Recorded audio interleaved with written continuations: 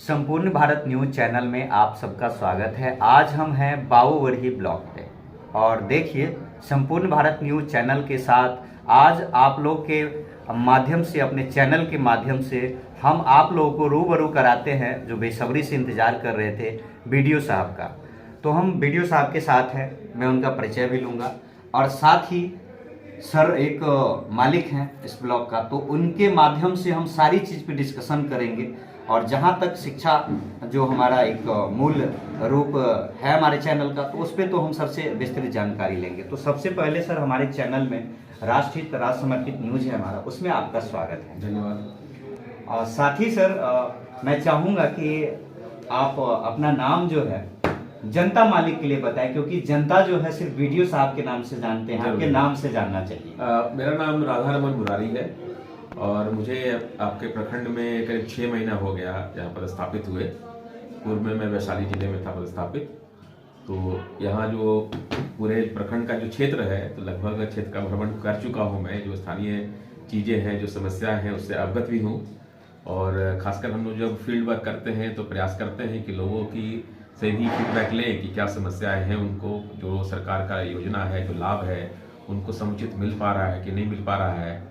अगर नहीं मिल पा रहा है तो क्या दिक्कतें आ रही हैं, उनको सरकार का प्रयास, हम लोग का प्रयास होता है कि सरकार उनके द्वार जाए। और इसके तहत हम लोग लगातार है, खासकर शुरू में बुधवार में कैंप लगाते थे हर एक पंचायत में बारी बारी से, और प्रखंड स्तर के सभी पदाधिकारी उस कैंप में उपस्थित रहते थे। और आम जनता जिनका जिस विभाग से भी समस्याएं थी या समस्या का समाधान नहीं हुआ था, तो हम लोग कैंप के माध्यम से उनकी समस्या का समाधान करते थे। और सभी पंचायतों में होने के बाद अब हम लोग बुधवार को जांच करते हैं कि जो योजनाएं धरातल पे उनकी क्या स्थिति है, और उसका फीडबैक हम लोग लेते हैं और जिला को ये अवगत कराते हैं। साथ ही सर मैं अपने चैनल में आपका एक कमेंट्स लेना चाहता हूँ कि विद्यालय की जो स्थिति है बिहार में और बिहार सरकार में, तो उस पे जब से आप ज्वाइन किए हैं इस ब्लॉग को, तो आपका जो वर्क स्टाइल है करने का, काम करने का, जैसा कि लोगों के द्वारा मुझे जानकारी मिला था कि सर जो है सरल स्वभाव के हैं। तो मैं जानना चाहता हूं कि जब आप स्कूल जाते हैं और बुधवारी जैसा जांच आप बताते कि हम करते हैं, तो वहां सर क्या शिक्षा की कोई न कोई ढांचा गिरती हुई नजर आपको आती है? कहीं ना कहीं क्या अच्छा काम कर सकते हैं, ऐसा कुछ आपके नॉलेज में आया है? देखिए, कोई भी व्यवस्था में सुधार की हमेशा संभावना बनी रहती है और सुधार एक सतत प्रक्रिया है, क्योंकि समय के साथ शिक्षा के पढ़ाने का तरीका में, उसके टेक्नोलॉजी में काफ़ी बदलाव आया है। आज हम लोग देखते हैं कि जो हमारे हाई स्कूल में है, सभी जगह स्मार्ट क्लासेस शुरू हो गए हैं। जो सुविधाएं प्राइवेट स्कूल में बच्चों को दी जाती है, सरकार का ये प्रयास है कि वही बच्चे सरकारी स्कूल में भी प्राप्त करें।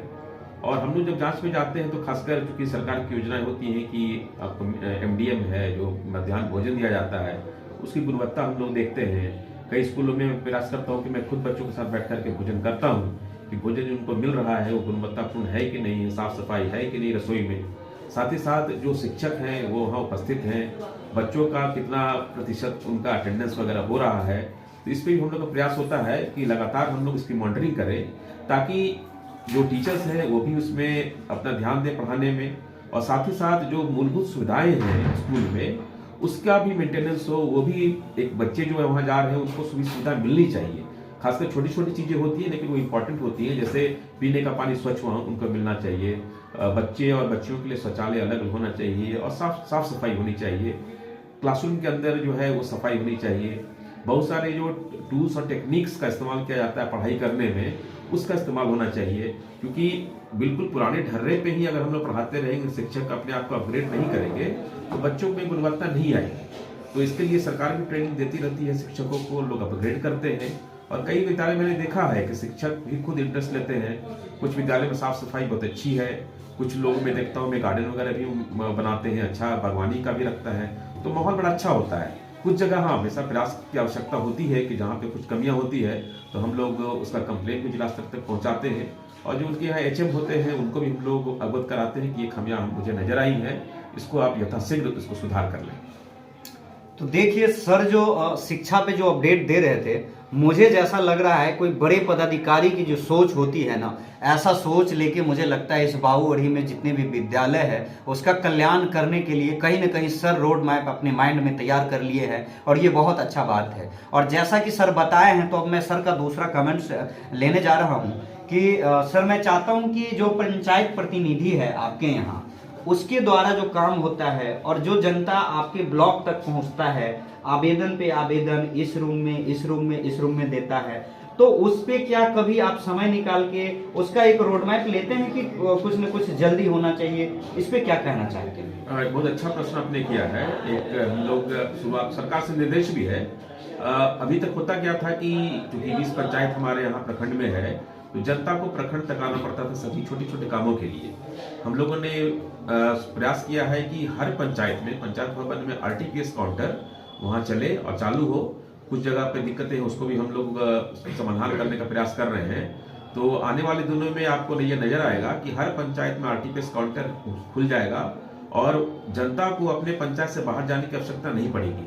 जो भी उनका जन्म है, मृत्यु प्रमाण पत्र है, उनके और भी जो भी जातीय आवासीय आय बनाएंगे, वो उनके पंचायत में ही आवेदन ले लिया जाएगा और आगे की जो प्रक्रिया है वो हमारा स्टाफ ब्लॉक ला करके उस प्रक्रिया को पूरी कर देगा और उनको अपने पंचायत में ही सर्टिफिकेट मिल जाएगा।